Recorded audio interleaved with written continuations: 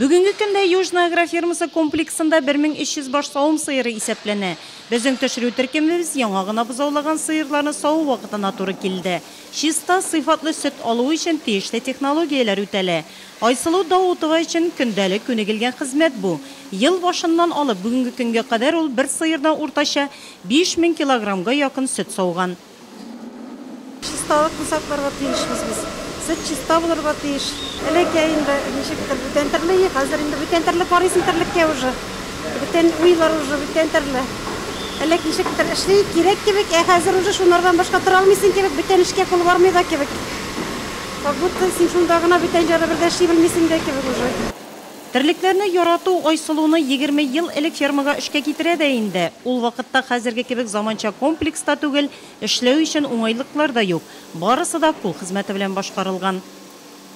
Уңайрак инде савырга монда аппаратлар уңайрак элеккә караганда җиңелрәк тә.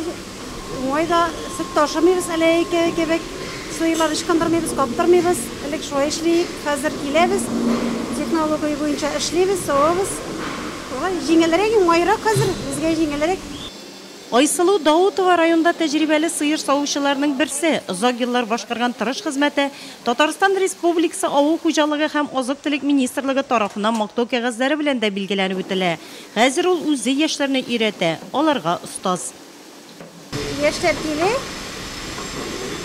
Килнара килде, җиңнәр килде җаңа гына. Яшьләр истән торайыз килә. Бүгенге секендә хуҗалыкта 12 доярка карусельда һәм 2 доярка родильное отделениедә эшли. Аларның иң тәҗрибәләреннән берсе Даутова Айсылу.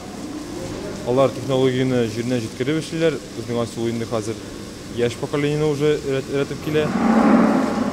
Айсылу Даутова кебек үз эшен яратып башкаручылар булганда табыннар мул булар. Шәһәр халкын сөт һәм аннан ясалган продукция белән тәэмин итүдә Южная агрофермасы сыйыр савучыларының терлекчеләренең хезмәте зур. Үзебездә җитештерелгән сыйфатлырак та әле.